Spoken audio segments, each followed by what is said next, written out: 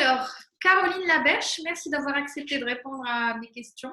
Alors, vous êtes résidente en médecine de famille depuis 15 ans? Oui, en fait, chez nous, on dit médecin de famille. Résidence, c'est pendant la formation. Donc, j'ai terminé ma formation il y a 15 ans maintenant. 15 ans déjà, c'est énorme. Oui, Et vous travaillez en même temps en clinique de groupe de médecine de famille en ville et à l'hôpital. exactement. Ça, c'est intéressant. Donc, une double pratique. Oui, exactement. Donc, un groupe de médecine familiale universitaire. Donc, j'enseigne aux résidents, aux futurs médecins de famille qui sont avec nous pendant une période de 2 ans. Puis, je pratique des accouchements au CHUL, qui est l'hôpital proche de ma clinique. Très bien. Et vous êtes aussi présidente du Collège québécois de médecine de famille. Oui, exactement, qui est la branche provinciale du Collège des médecins de famille du Canada, donc qui est un peu l'organisme qui représente tous les médecins de famille au Canada. Nous, on est la section francophone québécoise. Voilà. Donc, ma première question va dans le sens de savoir un petit peu c'est quoi le ressenti des médecins de famille canadiens par rapport à cette pandémie. En fait, je pense qu'il y a plusieurs sentiments partagés, hein. Ça va faire exactement 2 mois demain que ça a commencé chez nous, que le premier ministre a émis la consigne que les gens revenant de voyage devaient se placer en quarantaine. C'est exactement le 13 mars 2020 que ça s'est passé au Québec. Donc, on voyait un peu ce qui se passait en Chine d'abord, après ça en France, en Italie, et ça se rapprochait graduellement. Puis, on a les circonstances. À Québec, on a une semaine de relâche. Donc, tous les étudiants font relâche la première semaine de mars. Beaucoup de familles voyagent. On est quand même des voyageurs fréquents vers la France, vers l'Italie. Alors, les premiers cas au Québec, ce sont des voyageurs qui les ont rapportés des voyages pendant cette semaine de relâche-là, justement, ce qui fait que le Québec est la province la plus touchée au Canada. Parce que notre province voisine, l'Ontario, la semaine de relâche était la semaine suivante. Donc, ils ont recommandé de ne pas partir voyage, voyant ce qui se passait chez nous dans cette période-là. Donc, je vous dirais, quand les premiers cas ont commencé, ça a été un peu le branle-bas de combat pour préparer tous les protocoles de détection, de dépistage, organiser tous les soins qui se donneront en clinique, en hôpitaux, préparer le délestage des lits. Donc, une grande, grande fébrilité à préparer tout ça dans les premières semaines. Puis ensuite, il y a une espèce d'accalmie qui a été le calme avant la tempête, là. Donc, toutes les activités délestées, on attendait une grosse, grosse vague. Et finalement, dans la majorité des régions de la province de Québec, il n'y a pas eu beaucoup de cas. Donc, moi, je travaille dans la ville de Québec. On est rendu environ à 1000 cas. Le gros de l'épidémie se passe à Montréal et dans les environs de Montréal, là où il y a plus de la population qui est là, mais également un plus grand nombre de personnes vulnérables. Donc, c'est vraiment actuellement le gros de la pandémie se passe à Montréal et dans les environs, alors que le reste de la province est relativement épargné. Et quand vous me dites dans cette branle-bas de combat que vous décrivez si bien de mobilisation des ressources, c'est plus les services hospitaliers, les services d'urgence, comme dans d'autres pays qui sont mis à niveau pour recevoir éventuellement les cas compliqués, c'est ça? Exactement. Donc, dans tous les hôpitaux, ils ont, par exemple, dans une ville, il y a plusieurs hôpitaux. Donc, ils ont eu une priorisation, une planification de quels seraient les hôpitaux à recevoir en premier les cas. Si cas il y avait, pardon, c'est ma jeune fille. Catherine, je ne peux pas venir là. Merci. Donc, c'était d'abord 2 hôpitaux, par exemple, dans la ville de Québec qui étaient désignés pour recevoir les cas de COVID. Et au fur et à mesure, il y aurait une phase 2, une phase 3 où tous les hôpitaux pourraient être mis à contribution. Pendant cette période-là, toutes les chirurgies non urgentes ont également été annulées pour permettre de libérer le plus de lits hospitaliers possible.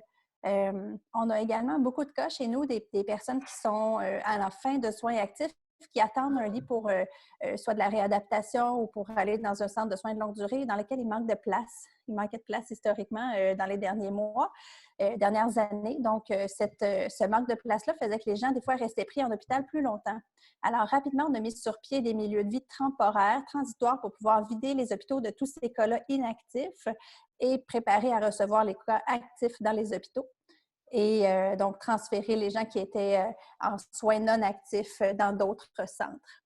Donc, quelque part, c'est la même procédure qu'ont suivi tous les pays en calquant sur ce qui s'est passé en Chine, en Europe, en Italie, en France, en se disant oh mon Dieu, là, ça va être la même chose, ça va être des cas aussi compliqués, aussi graves que ça.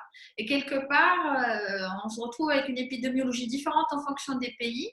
Et il est fort possible que les décisions stratégiques en dehors de la santé qui ont été d'arrêter les frontières, les vols et de bloquer les populations qui aient amené à une épidémiologie ou à des chiffres différents en fonction des pays. C'est ça, probablement. Absolument. On se trouve un peu chanceux dans tout ça d'arriver après la vague européenne parce qu'on a à peu près 2 à 3 semaines de recul sur comment ça se passait Ouais. chez vous, finalement, de l'autre côté de l'Atlantique. Donc, ça nous donnait un peu plus de marge de manœuvre. On a pu confiner assez rapidement, là, dès le 14 mars. En fait, le 13 mars, le décret a été posé pour fermer toutes les écoles à tous les niveaux, les garderies, arrêter toutes les activités en l'espace de 4 jours, là, du 12 au 16 mars, d'une journée à l'autre, à chaque conférence de presse, on fermait d'autres secteurs d'activité économique pour s'en tenir uniquement aux services essentiels, épicerie, pharmacie et centres de soins.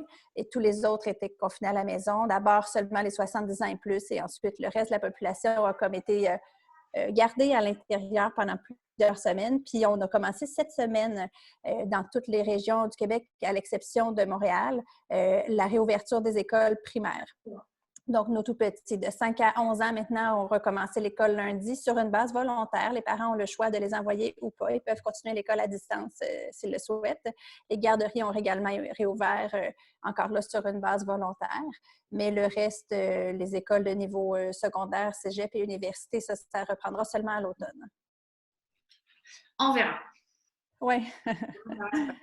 Alors, dans cette riposte à l'échelle nationale, qu'en est-il de la part des médecins de famille québécois dans ce processus de mise en place de structures de soins, de participation à la mise en place de protocoles, de prise en charge des patients suspects Covid ou Covid positifs? Comment ça se passe?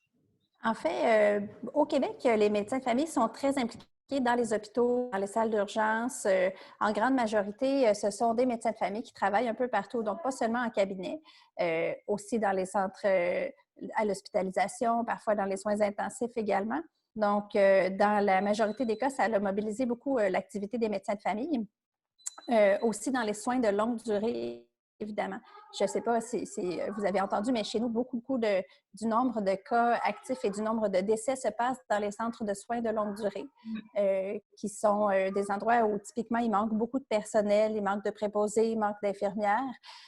Il manque souvent de médecins aussi, mais là, ce qu'on a vu sur le terrain, c'est que beaucoup de gens sont tombés malades. Donc, les employés sont tombés malades, ne se présentaient plus au travail. Donc, les patients malades et non malades étaient laissés à eux-mêmes. Et pour restreindre aussi, le gouvernement a empêché les proches aidants de venir visiter leurs malades pour essayer de limiter la pandémie. Donc, tout ça a créé une espèce d'hécatombe un peu dans nos centres de soins de longue durée. Il y en a certains qui sont plus sévèrement touchés que d'autres. Donc, les médecins de famille sont mis à contribution un peu partout. Puis, entre autres, dans les dernières semaines, on a assisté même à des médecins, autant spécialistes que généralistes, qui allaient prêter main forte en CHSLD pour faire le travail des préposés ou des infirmières auxiliaires parce que c'était vraiment ça qui manquait cruellement, là. D'accord. Donc, la spécificité de la pratique de la médecine de famille au Québec, majoritairement, si j'ai bien compris, la plupart des collègues médecins de famille ont une pratique de clinique et d'hôpital. Et donc, à Exactement. partir de ce moment-là, ils ont été mobilisés dès le départ dans tout ce qui est mise en place de la riposte. Ça Voilà. se fait de façon variable, en fait, d'une ville à l'autre ou d'un endroit à l'autre. Souvent, dans les grands centres urbains, il y a un peu plus de médecins de d'autres spécialités qui s'occupent des hôpitaux dans les centres universitaires. Donc, souvent, à Québec, à Montréal, les gens sont un petit peu plus en clinique. Alors qu'en région, la majorité des hôpitaux reposent sur les épaules des médecins de famille avec quelques spécialistes consultants D'accord. Et, là, dans les dossiers. Donc, dépendamment où on est, c'est très variable. d'accord. Et donc, dans une pratique de clinique, de médecine de famille en clinique, est-ce que l'État a appuyé les structures? Quel type de protection ont été mis en place? Est-ce que ça a changé la consultation en clinique? Est-ce que les patients viennent ou préfèrent appeler au téléphone? Enfin, le vécu sur le terrain du médecin de famille en clinique. À l'hôpital, on sait ce que c'est la blouse, l'habillement, la protection, les services en branle-bas de combat. Et en pratique de ville, en clinique, c'est devenu comment? Ça a changé en quoi? En fait, il y a eu dès le départ un encouragement à faire plus de consultations par téléphone ou par service virtuel, ce qui n'était pas des services offerts habituellement dans notre panier de services au niveau de l'État. Donc, ça a permis ça à une vitesse grand V, là. Donc, maintenant, beaucoup de consultations se font par téléphone. En fait, la grande majorité, même par exemple les consultations en dépannage ou sans rendez-vous, on l'évalue d'abord au téléphone, puis si vraiment on doit examiner la personne, on les fait venir dans les heures suivantes. Moi, je fais beaucoup de suivi de grossesse. Les femmes enceintes, la majorité, je continue de les voir en personne, mesurer la hauteur utérine, prendre le petit cœur. Ça se fait mal par téléphone. Mais sinon, pour la majorité des activités, ça se déroule beaucoup au téléphone ou par certains services de visioconférence. Beaucoup de patients ont également annulé leur rendez-vous ou ne prennent pas de rendez-vous de suivi là, pour les maladies chroniques. Donc, on a mis en place des systèmes pour rappeler nos patients, en fait, pour faire des petits coucous ou des visites de suivi, un peu de courtoisie pour voir comment ils vivent la pandémie, s'assurer que leurs maladies chroniques sont stabilisées, réviser les traitements d'asthme, par exemple, pour nos jeunes enfants ou pour les personnes âgées, là, pour qu'ils soient bien stables si jamais ils attrapaient le COVID. Donc, dans les cliniques, on a assisté à une espèce de réduction des consultations. On a également un triage téléphonique qui est fait par le personnel à l'accueil pour éviter que les gens avec la fièvre ou des symptômes de COVID se présentent. Donc, ça, c'est révisé toujours dans les 48 heures avant la date d'un rendez-vous en présentiel. Ils vont réviser si les gens présentent des symptômes, leur demander de ne pas venir. Puis, il y a, dans toutes les régions, il s'est mis en place des cliniques désignées d'évaluation, donc les CDE, qui sont les endroits justement où on a centralisé les équipements de protection pour essayer d'éviter la pénurie. Donc, toute personne qui présentait des symptômes d'allure grippale ou de COVID ou de fièvre pouvait être, si nécessitait une évaluation en personne, était désignée vers un de ces centres-là qui, à ce moment-là, avait l'équipement de protection adéquat. Voilà, mieux que dans des cliniques de médecine de famille normale. Voilà. C'est ça. Dans le fond, nous, on en a quelques-uns à notre clinique si jamais les gens se présentent par erreur ou parce qu'ils n'ont pas bien, que finalement, en se présentant, ils font de la fièvre, on a un peu d'équipement de protection, mais on essaie, bien, comme partout, on craint la pénurie d'équipements. À date, c'est relativement stable. Là. Dans les différents milieux, je n'ai pas entendu parler d'une pénurie à date. Donc, on limite leur utilisation au plus. Donc, c'est une bonne gestion des ressources de protection. Donc, ces cliniques, on va les appeler des centres Covid où, Oui. voilà, en France, ils ont eu un petit peu la même pratique. Donc, c'est géré c'est tenu par des médecins de famille, là aussi? Oui, souvent, ça s'est organisé soit dans des cliniques externes, dans des petits hôpitaux de région, sinon dans des grosses, des GMF réseau qu'on appelle, donc qui étaient déjà des structures un petit peu plus grosses avec beaucoup de médecins qui faisaient du dépannage et tout ça. Donc, ça s'est mis en place relativement facilement. Là, dans plusieurs cliniques, dans plusieurs villes, il y en a eu plusieurs mises en place simultanément. Puis là, au fur et à mesure que l'épidémie se déplace, il y en a certaines qui se ferment et d'autres qui peuvent ouvrir. D'accord. Et donc, dans cette mise en place de ce genre de structure, il n'y a pas eu de mobilisation de budget supplémentaire ou autre. C'est des structures qui ont mis à disposition dans leurs locaux, avec les médecins de famille travaillant habituellement et qui ont, à la limite, mis un circuit différent pour les patients. C'est juste ça. C'est pas une Ça a été coordonné, Non. régionalement, dans le fond, avec les départements de médecine régionale générale, en fait, et avec la MOC. Ben, moi, je suis dans la région de Québec, donc la MOC, c'est la division régionale de notre syndicat. Donc, il y a eu une mobilisation avec les CIUS aussi, qui sont les établissements, ça veut dire les centres intégrés universitaires de santé et services sociaux. Maintenant, c'est des grosses structures administratives qui couvrent tous les territoires du Québec, qui regroupent les hôpitaux, les cliniques, les centres de soins de longue durée, tout fait partie un peu. À l'échelle régionale. Exactement. Une région pouvant être relativement étendue. Là, par exemple, sur la Côte-Nord, la région peut s'étaler sur 500 km. Montréal, c'est découpé en plusieurs CIUS, mais c'est un peu en fonction de la répartition sur le territoire. Donc, il y a eu une organisation, disons, loco-régionale comme ça, qui peut être variable d'un endroit à l'autre. Je parlais hier avec une collègue qui travaille à Montréal, en CHSLD, entre autres, et en clinique d'évaluation, puis elle a travaillé dans 2 CIUS différents. dans le CHSLD, puis elle disait que la réponse n'était pas du tout la même, là, alors qu'il y en a qui ont fait venir des spécialistes, par exemple en Ebola, ou des gens de Médecins sans frontières qui ont mis en place vraiment des corridors chauds, froids, des zones très spécifiques pour s'habiller, tout ça. Elle dit dans d'autres CHSLD où elle mettait les pieds, c'était complètement le bordel. Il y avait des patients positifs un peu n'importe où. Le personnel tombait malade parce qu'ils se contaminaient même entre eux au poste. La gestion de l'équipement se faisait pas de façon optimale parce qu'ils n'avaient pas eu ce cours-là, finalement, cette préparation. C'est nouveau, donc les procédures ne sont pas rodées, on apprend sur le terrain quelque part. Oui, oui.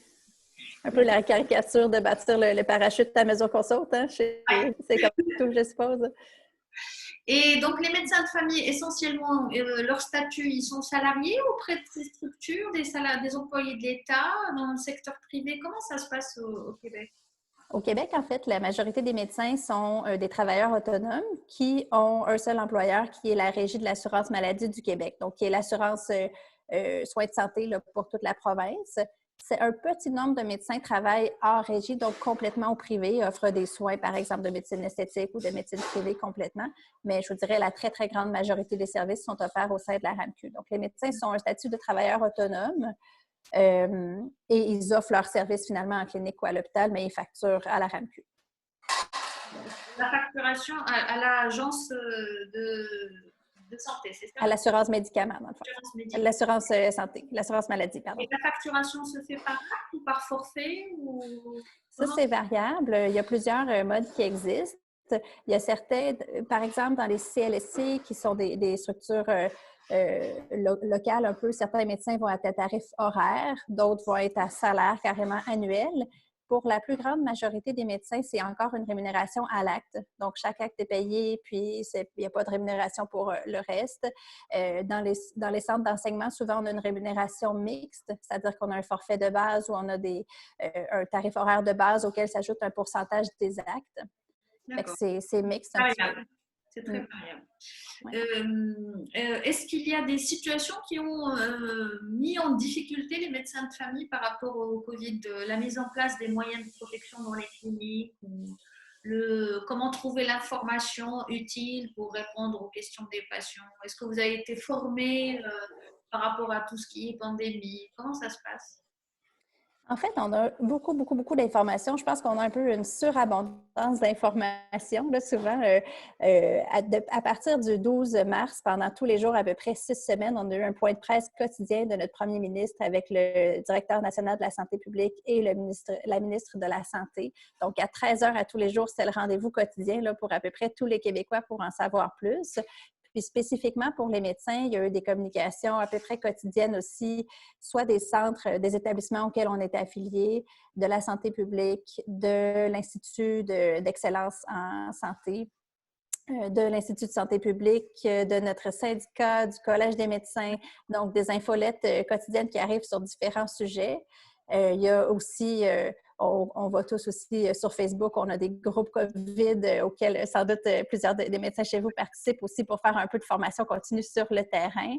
Il y a des excellents webinaires aussi qui ont été mis en place par la Fédération des médecins spécialistes ou la Fédération des médecins omnipraticiens pour partager un peu l'expérience.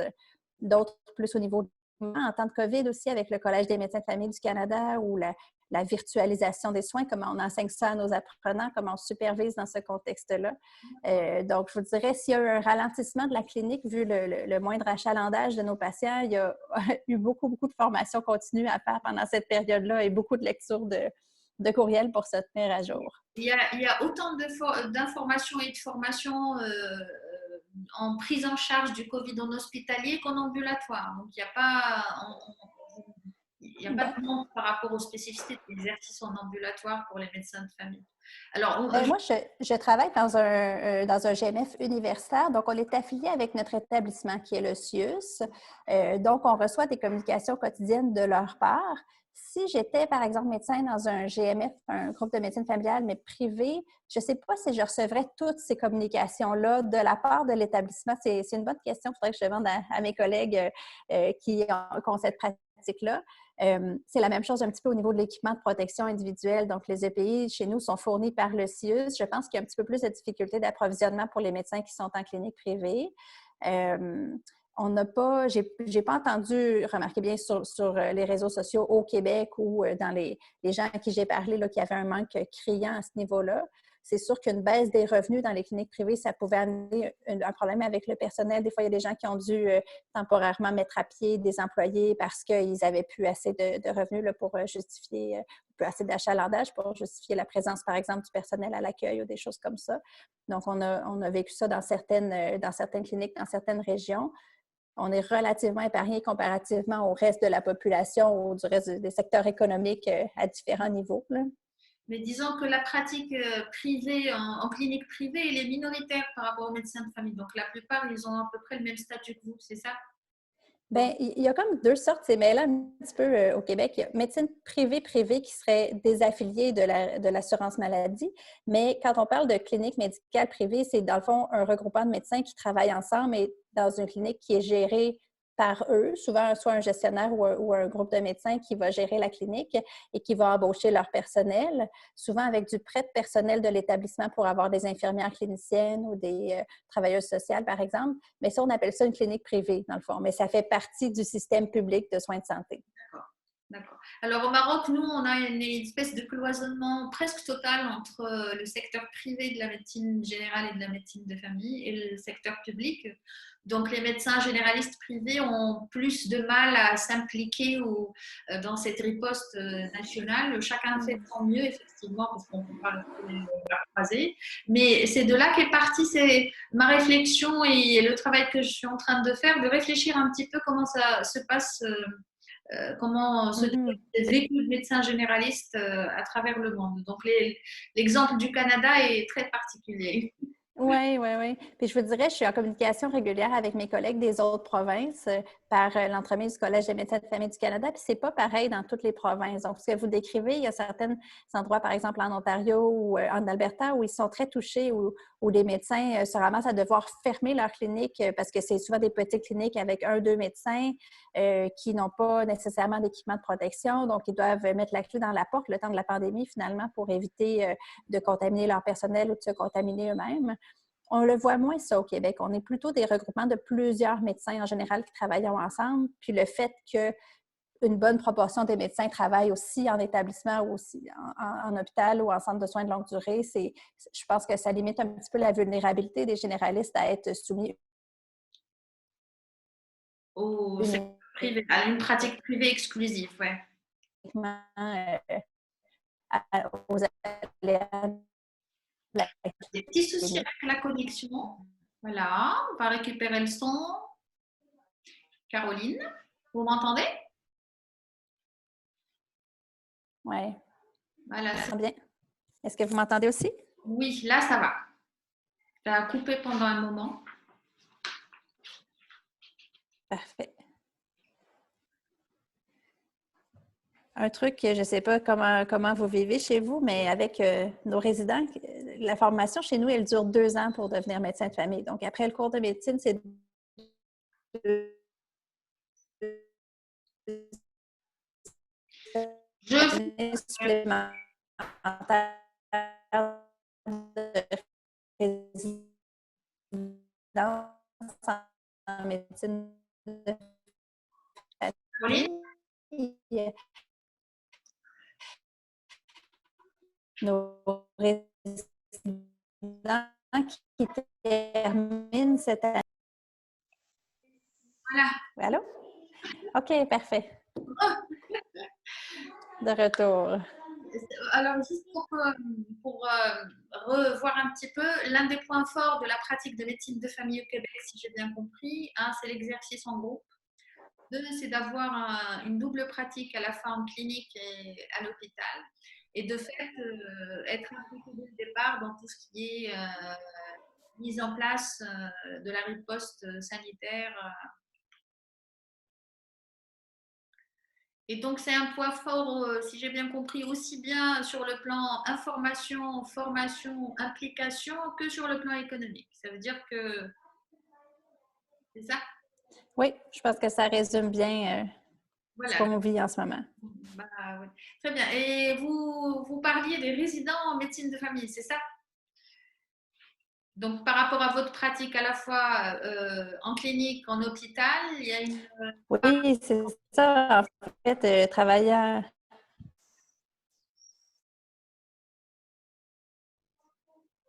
je trouve, chamboulé pendant la pandémie. Donc, nos résidents qui ont un peu moins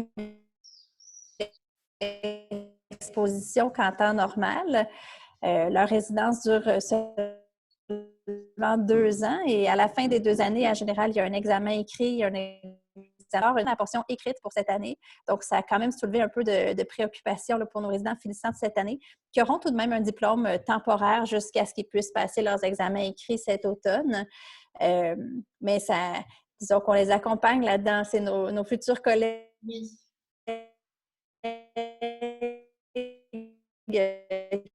qui vivent une fin un peu plus houleuse que prévu. Donc, voilà, c'était pas très net le son pour la dernière partie. Donc, il y a une adaptation de la formation et de l'encadrement des étudiants, des résidents de médecine de famille durant cette période, c'est ça? Oui, exactement. Très En bien. fait, ils ont appris aussi à faire des soins virtuels très rapidement. Mais est-ce que vous pensez que ça va changer quelque chose dans la pratique de la médecine de famille au Québec, le post-Covid? Assurément qu'il y aura des changements. J'espère que les soins virtuels pourront rester pour une certaine proportion des soins que l'on offre. C'est tout à fait approprié. Autant le contact humain, il est riche, puis c'est agréable de voir nos patients en personne. Donc, on a tous hâte que ça recommence plus à la normale, mais pour certains suivis, par exemple, des suivis de patients dépressifs, je ne vais pas les examiner à chaque fois qu'on se rencontre. Donc, certaines visites pourraient être alternées par des soins virtuels ou d'autres types de suivis. Donc, on espère vivement que ce code de soins virtuels pourra continuer après la pandémie. Je me questionne aussi sur l'utilisation judicieuse des soins dans ce contexte-là, un peu toute la campagne de Choisir avec soin qui était déjà en marche depuis plusieurs années chez nous. On constate une réduction des examens, des tests qui ont été pratiqués pendant la période COVID. Est-ce qu'on verra que finalement, on ne se porte pas plus mal d'avoir fait moins de tests? Il y a peut-être des choses, évidemment, qu'on va reprendre sur une base plus normale, mais je pense que de réfléchir sur la pertinence de l'utilisation judicieuse de nos ressources, c'est la première fois qu'on vit ça comme société chez nous, de devoir être possiblement confronté à un manque de lits de soins intensifs ou devoir faire des choix déchirants. Si j'ai 2 malades, je donne le respirateur à qui? C'est jamais une situation à laquelle on avait été confronté dans le passé. Donc, peut-être ça permettrait une réflexion éthique plus large sur quel genre de soins on peut offrir tout le temps à la population et est-ce qu'il y aurait certains ajustements à faire et à conserver post-pandémie, finalement, pour assurer des soins de bonne qualité, mais qui sont soutenables aussi dans le temps. Avec pas forcément autant de moyens qu'on le pense ou qu'on a sur la main. Oui, on le savait que c'était fini un peu les moyens, mais on n'avait jamais vu cette fin-là arriver. On ne savait pas c'était où la limite. On a presque 50 de l'État qui sont les dépenses en santé au Québec. On ne peut pas tout mettre sur la santé. Il faut qu'on en mette sur l'éducation, il faut qu'on en mette sur d'autres secteurs aussi. Donc, je pense qu'il y aurait cette réflexion-là à continuer après la pandémie aussi. Donc, alors le changement serait que la place de la médecine virtuelle, on va l'appeler comme ça, pour réguler, prendre soin des patients, les suivre, est-ce qu'elle va avoir une place, une partie quand même, dans une partie de notre pratique, effectivement. Et puis, toute cette réflexion sur les moyens, soigner nos patients, soigner la population, prendre soin d'elle, mais beaucoup de moyens, beaucoup de gens, quelque part, on passe. Alors, nous, dans nos pays du Maghreb, Maroc et le reste du Maghreb, quelque part, cette réflexion, on se la pose tous les jours parce qu'il n'y a pas de couverture médicale universelle. Et ça ne nous paraît pas aussi difficile que ça parce que c'est notre gymnastique quotidienne, mais le fait que ça sorte de la bouche d'une médecin de famille québécoise avec tous les moyens, ça, c'est pas mal quand même. Oui. Puis, tu sais, je vous dirais, on le constate, entre autres, on voit comment les soins de longue durée font vraiment pitié actuellement. On voit le sort qui est réservé à nos aînés dans ces maisons-là. Donc, avec toute la bonne volonté, malgré tout, des soignants qui travaillent là, il y a un manque d'argent dans les soins qu'on donne aux personnes âgées. beaucoup des dépenses, beaucoup du budget de la santé va dans les hôpitaux, dans des structures, dans les examens d'imagerie assez dispendieux ou dans des traitements pour le cancer. Et même si tout ça a sa raison d'être aussi, à un moment donné, c'est ça, avec des moyens finis, est-ce qu'on peut donner une fin de vie peut-être plus digne à nos personnes âgées, revoir un peu l'offre de services globalement sur toute la population? Intéressant comme réflexion. Mm. Caroline, un dernier mot pour les médecins de famille du Maroc. Ben, je trouve que c'est un événement inédit. Personne d'entre nous avait vécu une pandémie du genre. Si on en croit un peu nos épidémiologistes, c'est pas la dernière. Donc, je constate malgré tout une grande solidarité au niveau international pour le partage des connaissances et l'évolution de cette maladie-là, la recherche pour trouver un vaccin, pour trouver une cure à cette maladie. Donc, je suis vraiment heureuse de constater qu'on fait toute une grande équipe, finalement, tous les médecins de la planète et tous les travailleurs de la santé. Donc, j'espère que ce sera le début de d'autres belles collaborations et qu'on va apprendre ensemble comme ça plutôt que d'être un peu isolés dans nos silos et tout ça. Oui, Donc, un moment à la fois inquiétant et fascinant, mais qui va assurément modifier notre rôle de médecin et notre rapport à la société pour longtemps. mais c'est vrai que cette espèce de solidarité à l'échelle internationale et d'ouverture vers le partage qu'on n'aurait peut-être pas eu avec autant de facilité en d'autres circonstances. On aurait attendu Mm-hmm. une rencontre réelle avec son budget, son déplacement, son kérosène, son avion, son plan, alors que là, d'un seul clic, on arrive à partager. Oui, Magnifique. oui, oui, quand même, la technologie aussi est là pour tous les gens chez nous qui sont en télétravail depuis les derniers mois. Donc, dans tous les secteurs de l'économie, finalement, les gens s'habituent à faire du télétravail, être plus à la maison, l'école virtuelle aussi.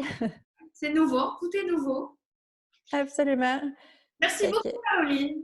ben, merci beaucoup à vous. Merci beaucoup de m'avoir invité pour cette entrevue. C'était très apprécié. Puis, au plaisir d'entendre celle de mes collègues aussi d'outre-mer. Très, très bientôt. Merci beaucoup. Au revoir. OK, merci, à la prochaine. À la prochaine.